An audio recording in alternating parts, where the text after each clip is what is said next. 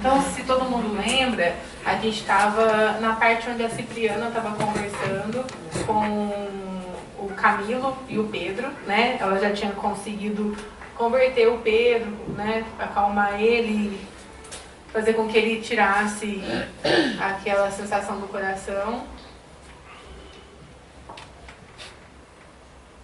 E agora a gente vai voltar para a parte que ela está conversando com o Camilo.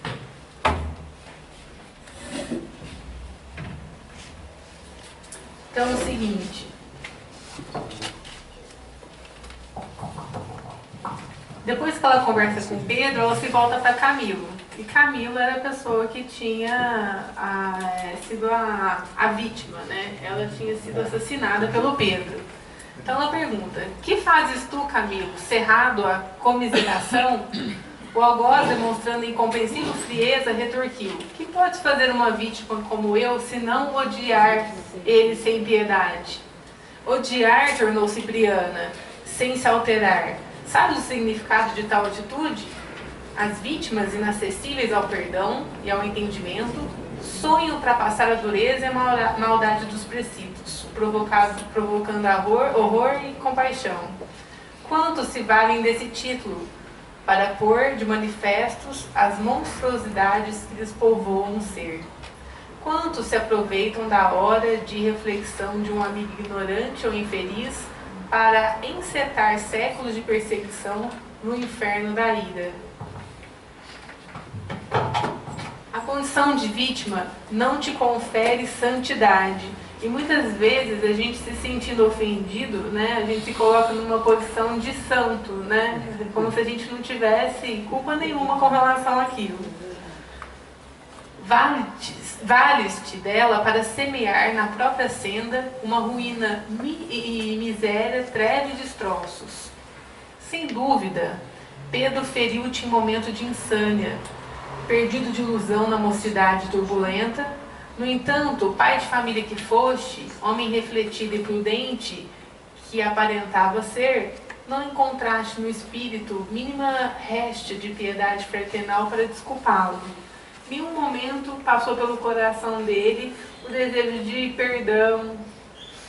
Há 20 anos instilas em torno de ti a peçonha da víbora na postura do famulento chacal. Fazia 20 anos que ele tinha morrido e ele ainda nesse ciclo vicioso de ódio. Podendo conquistar a laura dos vencedores com Cristo, preferiste o punhal da vingança, ombreando-te com os malfeitores endurecidos.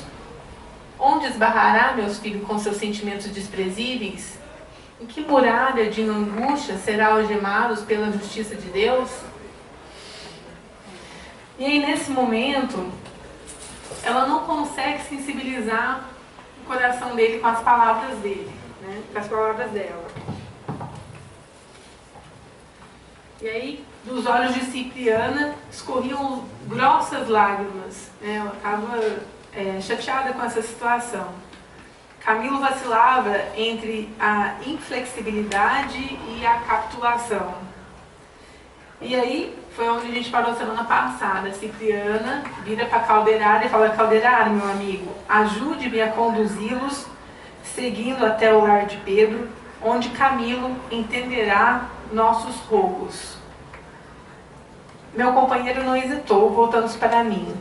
A irmã transportará Pedro com os próprios recursos, mas o outro, terrivelmente escravizado aos pensamentos inferiores e às intenções criminosas, é pesado de carregar. Teremos que conduzi-lo no ombro. Então imagine, Calderaro e André, né, pela sintonia do Camilo, tiveram que carregar ele no ombro. E aí André até fala que ele não mostra muita resistência. Colocamos-nos assim em jornada rápida.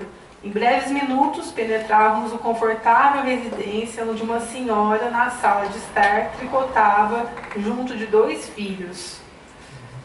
E aí ela tem essa conversa, eles já estão lá na casa do Pedro, o filhinho dele falando: mamãe, onde está Neneco? E ela responde: voltou ao serviço. E Celita, no colégio. E Marquinhos também. É que eu queria juntar todo mundo para poder fazer uma oração para o papai, né? E aí a criança, o filho menor, pergunta: você percebeu que a última vez que a gente esteve lá, ele estava com um semblante angustiado, né, aflito, né? E ela fala: confiemos em Deus, meu filhinho. O médico recomendou tranquilidade e eu estou convencida que a providência divina nos ajudará. E aí ela pegou e falou: vai brincar, né? E a criança saiu, o Guilherme saiu, foi brincar e ela foi para o quarto fazer uma oração. Aí acompanhávamos a cena comovido quando Cipriana se dirigiu a Camilo desapontado. Continuemos. Efetivamente, nosso amigo subtraiu-te a vida física no outro tempo, contraindo assim dolorosa dívida. Entretanto, a voz desse menino devotado à prece não te sensibiliza o espírito endurecido? Este é o lar que o Pedro criminoso instituiu para criar o Pedro renovado. E muito disso ele se deve à esposa dele, né? Pelo padrão espiritual que a esposa dele tinha, ajudou com que ele construísse esse lar, tivesse essas 5 crianças, trabalhasse em prol do desenvolvimento delas. Aqui trabalha ele exaustivamente para retificar-se perante a lei, compreendendo a responsabilidade terrível assumida com o golpe que te aplicou sem reflexão. Meteu ombros a uma atividade desordenada e incessante, derruindo os centros físicos. Antes dos 50 anos, no corpo terrestre, revela evidentes sinais de decrepitude. Imagina o quanto esses sentimentos desordenados, desequilibrados dentro da gente acabam afetando o nosso próprio envelhecimento.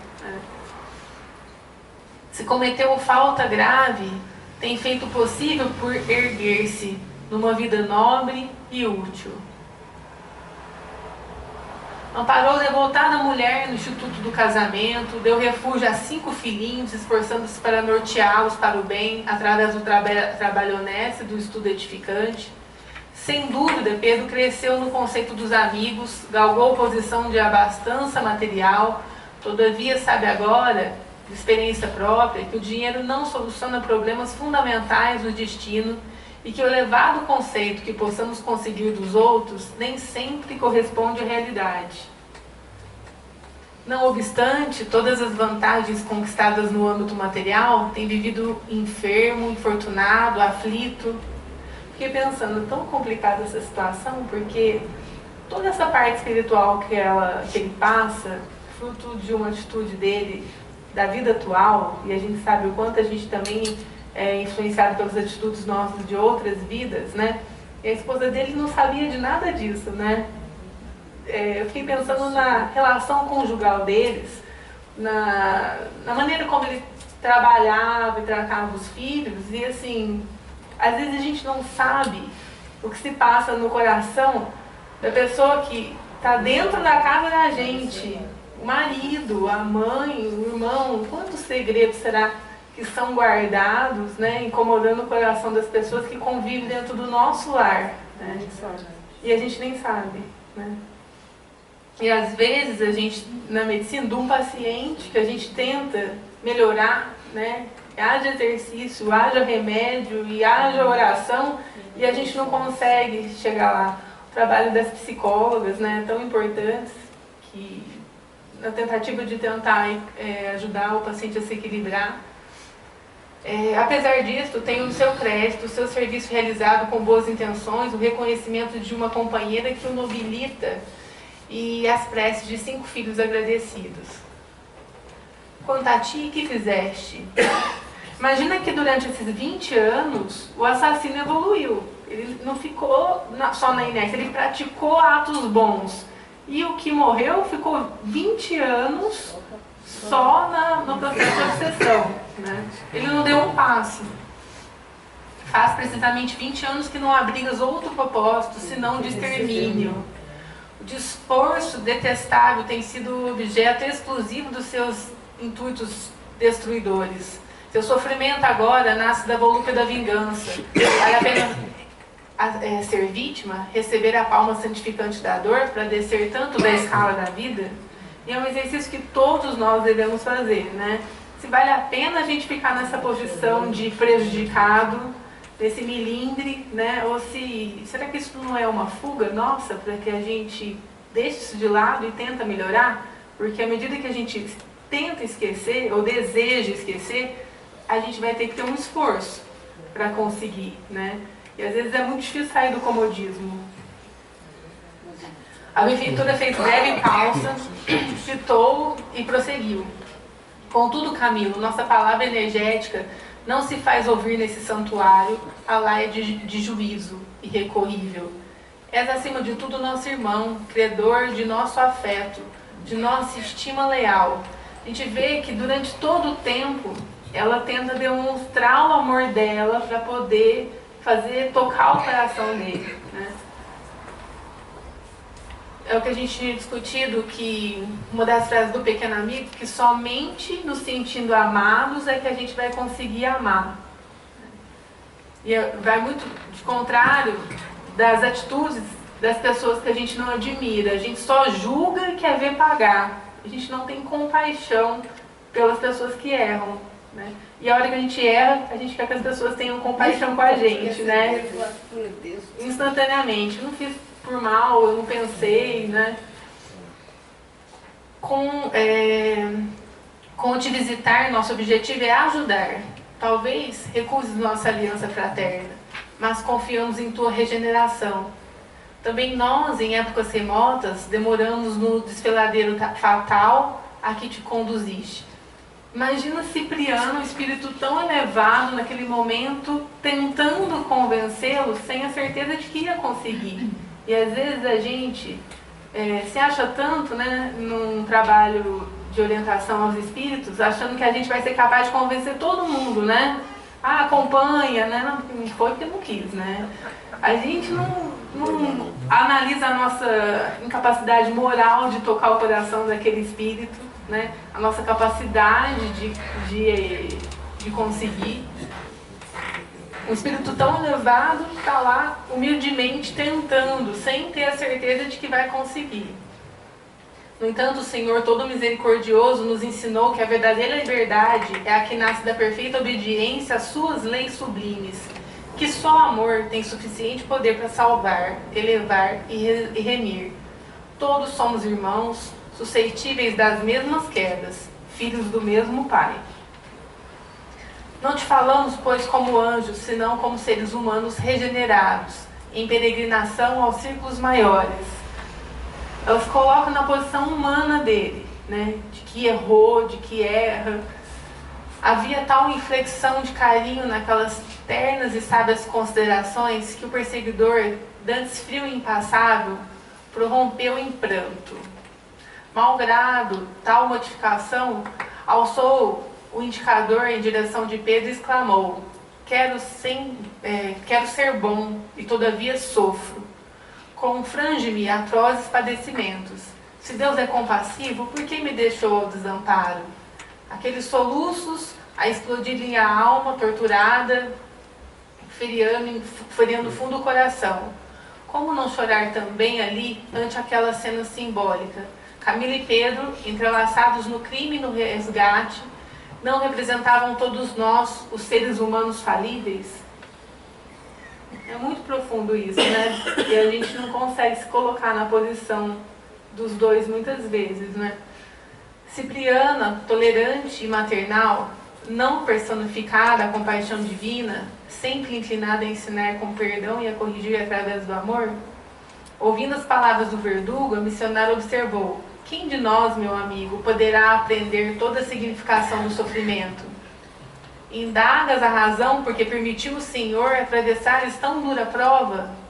Não será o mesmo que interrogar o oleiro pelos motivos que os compelem a colher o delicado vaso em calor ardente? Ou inquirir do artista os propósitos que o levam a martelar a pedra bruta para a obra-prima da estatuária?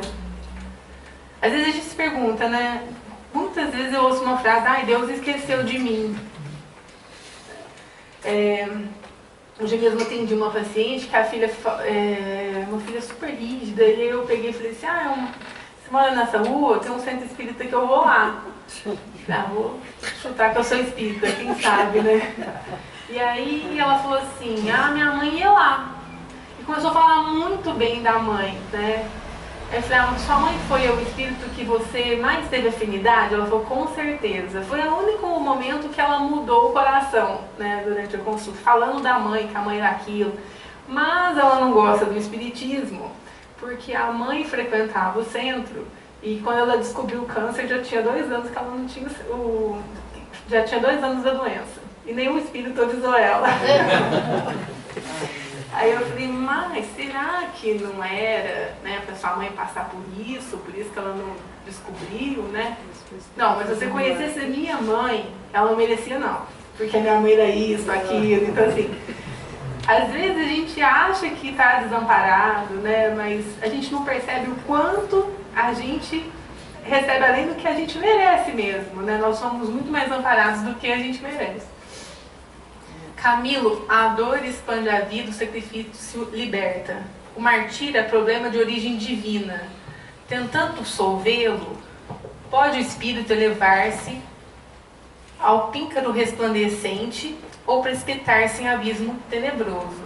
Porque muitos retiram do sofrimento o óleo da paciência, com que acendem a luz para vencer as próprias trevas, ao passo que outros dele extraem pedras e acúlios de revolta, com que se despenham na sombra dos precipícios. E isso a gente vê dia a dia, o que cada um tira do problema que está passando. Para a gente é mais fácil, talvez, falar da doença, porque a gente faz isso todo dia.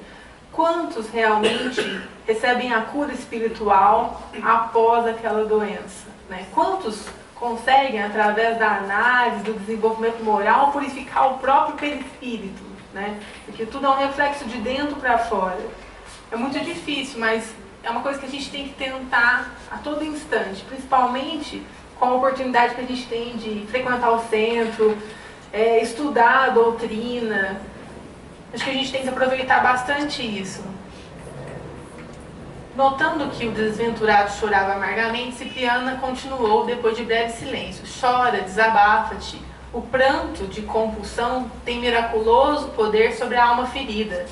Calou-se a emissária por minutos, seus olhos muito lustros pareciam agora vaguear na paisagem distante. Recolheu Camilo quase maquinalmente nos braços, conservando os contendores aconchegados ao peito, qual se lhes fosse uma mãe. Em todo momento a gente tem a exemplificação desse amor materno. Transcorrido algum tempo, dirigiu carinhosamente ao olhar a Pedro e prosseguiu. Comentas o mal que te feriu. Invocas a providência com expressões desrespeituosas. Ó meu filho, cala o dom de falar quando não puderes servir ao bem. Se a gente conseguisse colocar essa frase em prática na vida, já ia ser um grande avanço, né? Cala o dom de falar quando não puderes servir o bem. Vivi igualmente na terra e não padeci quando devia, considerado o tesouro da iluminação espiritual que recebi do céu pela dor. Perdi meus sonhos, meu lar, meu esposo e meus filhos.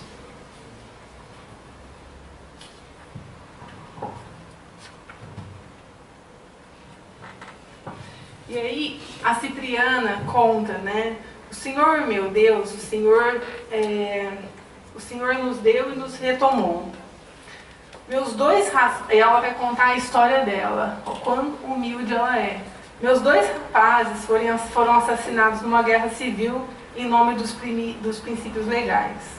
As 2 filhas dela, seduzidas pelo fascínio do prazer do ouro, escarneceram-se de minhas esperanças, emaranhados em perigosas ilusões. O esposo era o único amigo dela, o único companheiro dela. Entretanto, ela teve lepra. E quando a lepra tocou a carne dela, o esposo abandonou ela, apavorado pelo horrível horror da cena, das feridas, né? Desprezaram-se todas as afeições, fugiram os favores do mundo. Contudo, enquanto meus membros se desatavam do corpo que se corrompia, quando me achava relegada ao extremo desamparo dos que me eram caros, recendia em mim o cântico da esperança. Minha alma glorificava o Senhor da vida triunfante. como se a gente tivesse a evolução, a maturidade espiritual de agradecer a Deus por todos os sofrimentos que a gente passa, né? Como uma oportunidade de evoluir. Eu estou muito longe disso. É o que eu falo sempre, aquela frase do Pai Nosso: seja feita a vossa vontade. Quem realmente diz aquilo de coração? Ou não fica com um friozinho na barriga? Seja feita a vossa vontade, mas por favor, né? Dá uma mãozinha, né? Concedera-me ele um dia todas as graças de saúde da mocidade, retomando em seguida esses bens que eu guardava por empréstimo. Privou-me dos entes queridos, desfez-me o equilíbrio orgânico, enviou-me a fome e a dor. No entanto, quando a minha solidão se fez amarga e completa, minha fé elevou-se mais clara e viva. Olha que difícil, gente. Quando a minha solidão se fez amarga e completa, a minha fé elevou-se mais clara e viva. Que necessitava eu, miserável mulher, se não padecer para santificar a esperança? Que não precisarei ainda para lograr o acesso às fontes superiores? Quem somos nós, senão vaidosos vermes com inteligência mal aplicada, aos quais se tem de 1000 modos manifestado a misericórdia infinita, mas em vão? E essa semana, começando a ler o livro, tinha lá uma frase, acho que é 909 do Livro dos Espíritos, falando se a gente tinha todos os requisitos para evoluir, para combater o mal e para vencer. E fala que a gente tem. E basta a nossa vontade. Que poucos os encarnados têm a vontade de melhorar. Que basta o nosso mínimo desejo, a gente já seria capaz de conseguir, né? Essa vontade, ela vem junto com o esforço, né, com a nossa dedicação. Foi então a vez de Camila ajoelhar-se do tórax de Cipriana, partiu um radioso feixe de luz que lhe atravessava o coração, qual venábulo de luar cristalino. O infeliz beijava-lhe a destra, num transporte comovente de gratidão, raciocinando em lágrimas. E aí ele fala, né? Sim, não me falareis dessa maneira se não me amasseis. Não são vossas palavras que me convencem, senão o vosso sentimento que transmuta. E aí a gente volta lá no começo, né? Quando o André Luiz pergunta por que a gente não pode ir lá conversar com eles? E aí o Calderaro fala, porque a gente tem um pouco do conhecimento, mas a gente não tem esse amor que a Cipriana tem no coração. E aí ele fala, o que me convence não são as suas palavras, é o amor que você tem por mim, né? Então o amor dela que conseguiu tocar o coração dele. E como acontecerá a Pedro, também gritou, Mãe do céu, libertai-me de minhas próprias paixões. Desfachai-me as algemas que eu mesmo forjei. Quero fugir de minhas sinistras recordações. Quero partir, esquecer, empenhar-me na luta regeneradora, recomeçando a trabalhar. Cipriana confiou-nos o doente, cujo veículo denso descansava no hospital próximo, e num triunfante sorriso de ternura materna, enlaçou-o murmurando, abençoado sejas tu, que ouviste o apelo do perdão redentor. Que o Pai te abençoe para sempre. Vamos, a providência oferece trabalho regenerativo a todos nós. Abraçou a figura repulsiva do ex-verdugo, aconchegou no coração, aproximou-se de nós dirigindo a palavra. Irmãos, agradeço-lhe os concursos fraternos. Nosso amigo sofredor seguirá em minha companhia. Espero localizá-lo em terreno de atividade restauradora. E aí, assim, o nosso poder, a nossa... Olha que a gente vê o quão importante é a mãe, né? O poder que uma mãe tem na transformação moral de um filho que Deus empresta a ela ou confia a ela. E ele fala, retirou a mensageira, conduzindo o enviado. O coração que ama está cheio de poder renovador. Certa feita, disse Jesus que existem demônios somente suscetíveis de regeneração, pelo jejum e pela prece. Aí ele fala, às vezes, André, o Coderado falando, como nesse caso, o conhecimento não basta. Há que ser o amor, o homem animado da força divina, que flui do jejum para a renúncia e da luz da oração, que nasce no amor universal. E aí ela fala assim, dispunhamos a reconduzir o enfermo à casa da saúde. Quando a dona da casa simulou a sala, em traje a sair, disse, preparem-se, filhinhos, visitaremos o papai dentro de pouco. Então, essa cena aconteceu durante o tempo que ela estava lá fazendo a oração dela. Ela volta e fala para os filhos, se preparem-se que a gente vai lá visitar o papai. Transportamos Pedro ao leito, dispensando-lhe os cuidados possíveis, e em breve despertava a sorrir, melhorando quase feliz. Chamou a enfermeira, demonstrando um novo brilho no olhar, não sentia mais a dor persistente no peito. Algo tinha expurgido-lhe da cabeça como uma chuva, né? Tinha recebido, de certa forma, aquela sensação. Quantas vezes a gente é socorrido no sono, né? A gente acorda com uma sensação de bem-estar e não sabe, nossa, o que aconteceu, né? Em breve, decorrida uma hora, a esposa e os filhinhos penetravam o aposento. Contou-lhes Pedro, chorando de júbilo, que tiveram um sonho iluminado. Assegurava ter sido visitado pela Mãe Santíssima, que lhe estendera as divinas mãos, transbordando luz. A esposa, ouvindo, verteu copioso pranto de alegria e reconhecimento. E Guilherme, o pequenino, cheio de fé e vivo, tomou a destra paterna, beijando ele, em agradecimento a Deus. Sensibilizado, acompanhei a cena íntima em que a família reencontrava a paz. E recordando Cipriana com a sua milagrosa atuação salvadora, compreendi que a mulher, santificada pelo sacrifício e pelo sofrimento, se converte em portadora do divino amor maternal que intervém no mundo para enobrecer o sentimento das criaturas. Uma das definições mais bonitas que eu já li sobre mãe, eu acho, sobre a mulher. A mulher santificada pelo sacrifício e pelo sofrimento se converte em portadora do divino amor maternal que intervém no mundo para enobrecer o sentimento das criaturas.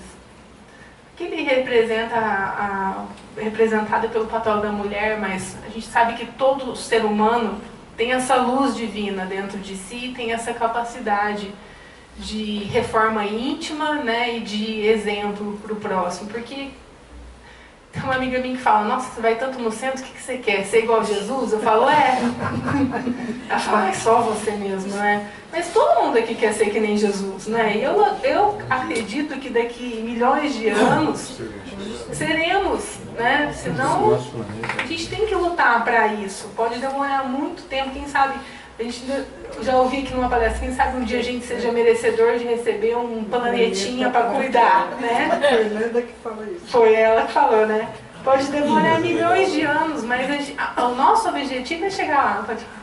Hoje eu estava falando para dois juízes hoje no meu salão, essas palavras de mãe, porque a mãe representa. O que você está falando, eu estava falando hoje para dois juízes, eu estava atendendo eles, e tem mais duas pessoas, né? E eu...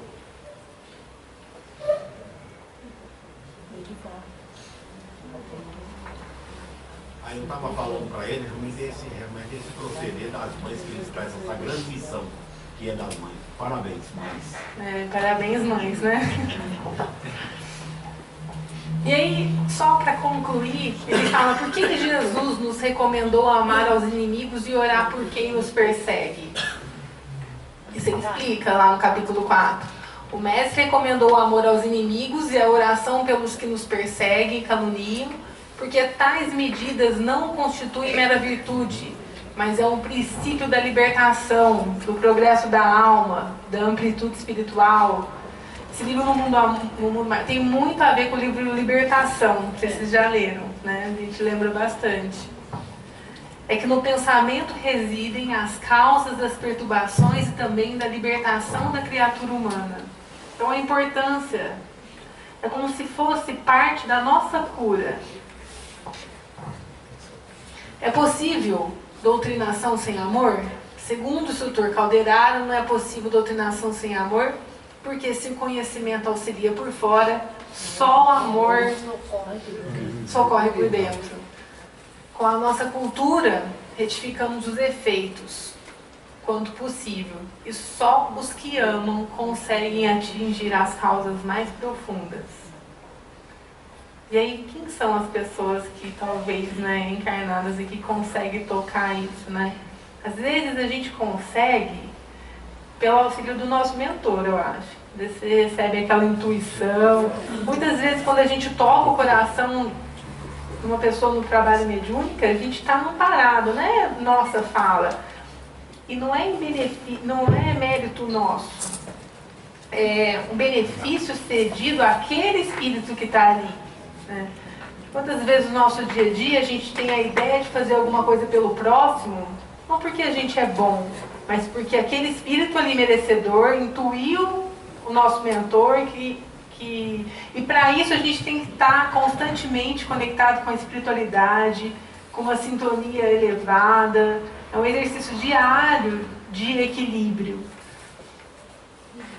Que ensinamento podemos tirar da ação de Cipriana relatada nessa obra? O ensinamento que extraímos desse caso é bem claro.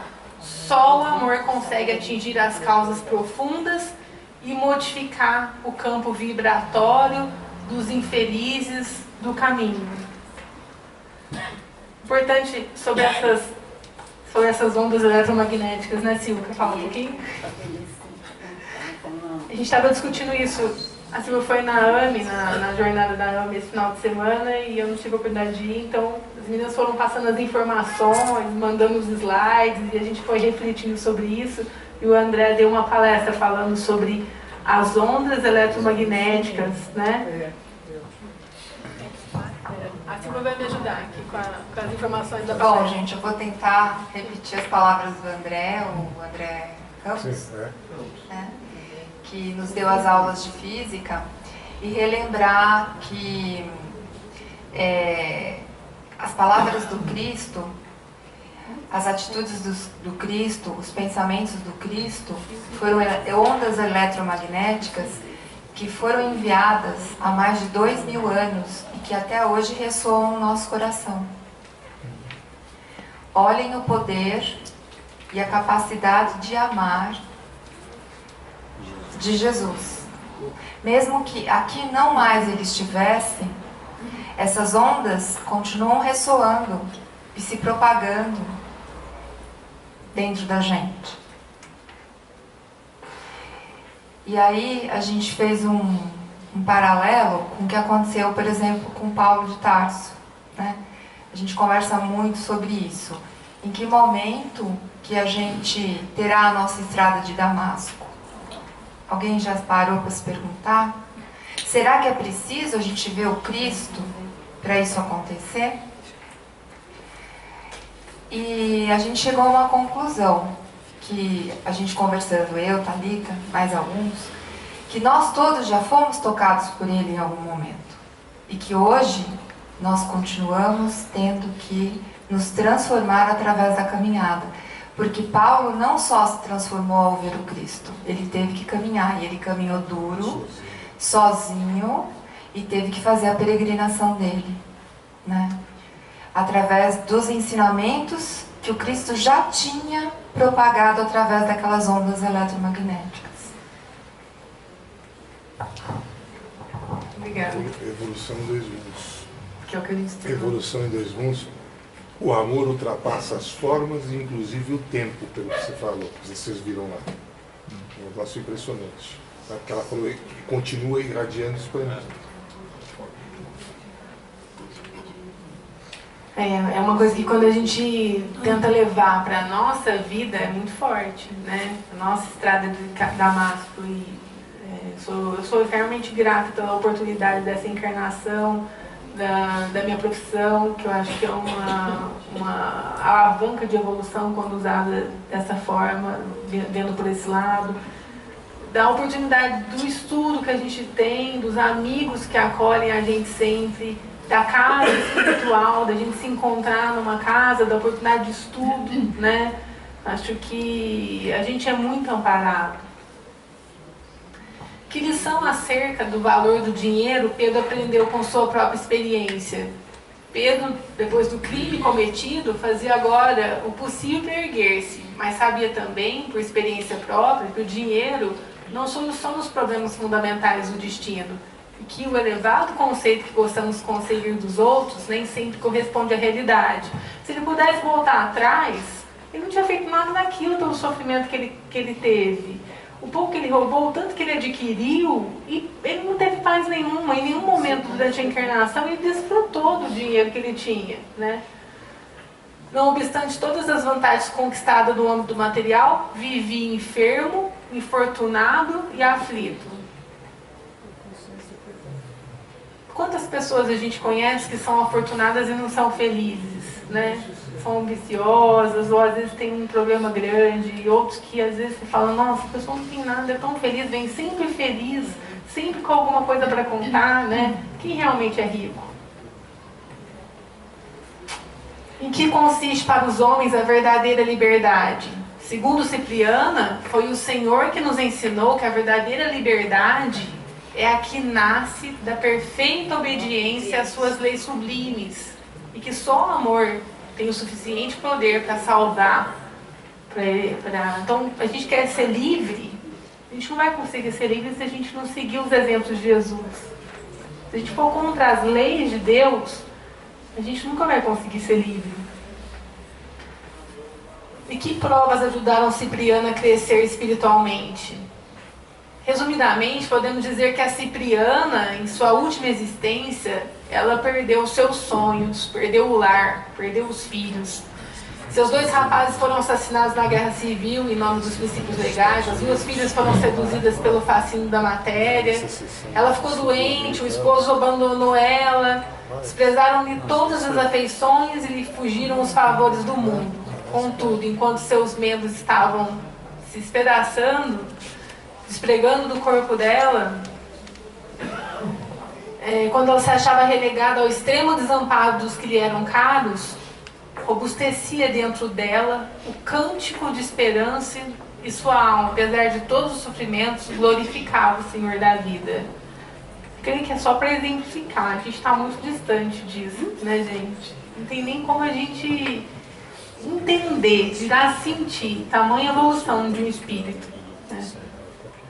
E aí eu trouxe aqui a Silvia me contou uma história sobre que ela viu também lá na AME, e assim, eu achei maravilhosa, comparando assim o amor, né? O amor da Cipriana, né? E o amor de Cristo com Judas. Ele fala o seguinte: o texto evangélico relata que Jesus apareceu materializado a Maria Madalena após o 3º dia de sua morte. E aí tem até um vídeo, mas acho que a gente não vai conseguir reproduzir o vídeo maravilhoso, o diálogo estabelecido entre ele, Jesus, e Maria Madalena, nesse acontecimento. Está narrado em forma de poema pelo espírito Maria Dolores, através da psicografia do Chico, sob o título Amor e Perdão, do livro Coração e Vida. O final desse diálogo, apresentado a seguir, revela o imenso amor de Jesus, que após a sua morte vai ao encontro de Judas, que se enforcou, a constatar que o mestre fora crucificado por culpa de sua insensata ambição política. Tem maior demonstração de amor da gente, né? Imagina que Jesus, depois de crucificado, antes de subir ao céu, vai ao encontro de Judas para resgatá-lo, literalmente, desse estado infernal, né? A gente vai tentar colocar o vídeo. Se não dá, eu coloquei a fala, eu escrevi, eu fiz um slide com a fala, que eu acho que não...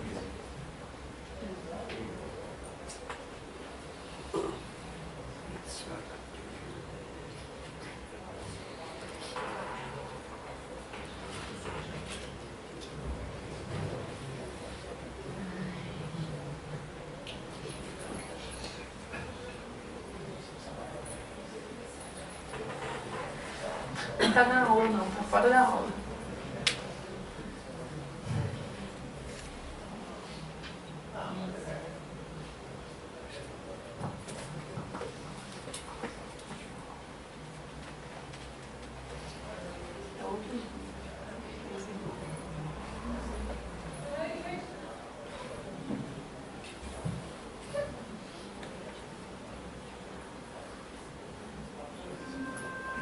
Tá diferente, é limitador. Apagar a luz. Apagar a luz.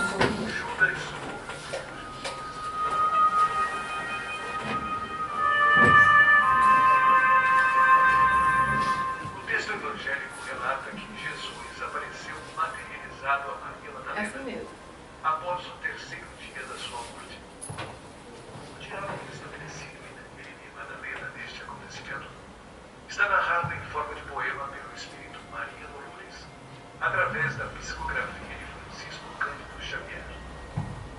Sob o título Amor e Perdão, no livro Coração e Vida, o final desse diálogo apresentado a seguir revela o imenso amor de Jesus, que após a sua morte vai ao encontro de Judas, que se informou, ao constatar que o mestre fora crucificado por culpa de sua insensata ambição política.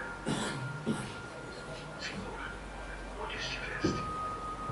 Mas Jesus respondeu: Não, Maria, não fui ainda ao alto, nem me elevei sequer um palmo à luz do firmamento. Quem ama não consegue achar o céu de um salto.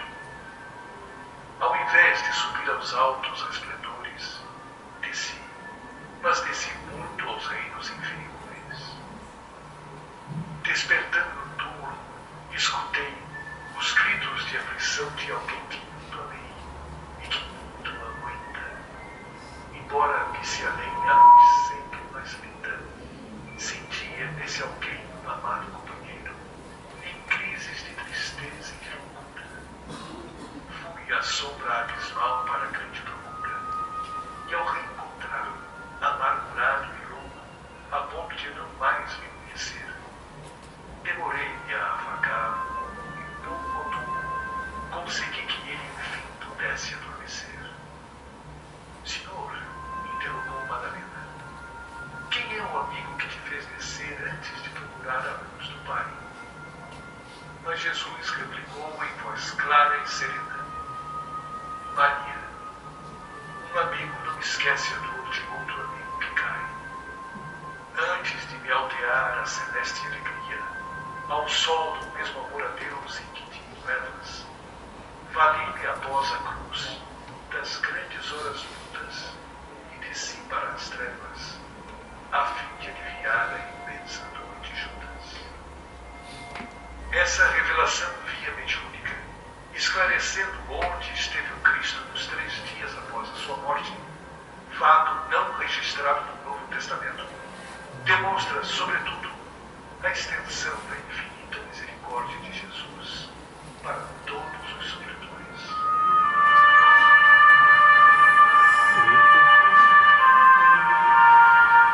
Não são os que gozam de saúde que precisam de médico, sentenciou Jesus.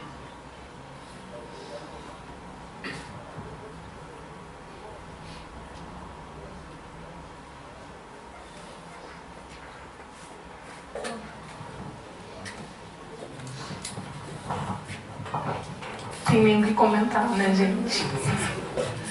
Quero agradecer a Silvia que compartilhou o vídeo comigo essa semana e eu tô usando, ela ia usar na palestra dela, eu roubei porque ela é minha amiga. Queria agradecer a atenção de vocês e qualquer dúvida a gente está à disposição. Infelizmente não tem trabalho por causa do feriado. Lembrando que semana que vem, por causa do feriado, a gente não vai ter o estudo, a gente continua daqui 15 dias. Alguém tem alguma dúvida? Quer complementar alguma coisa? Obrigada, então, e vamos trabalhar.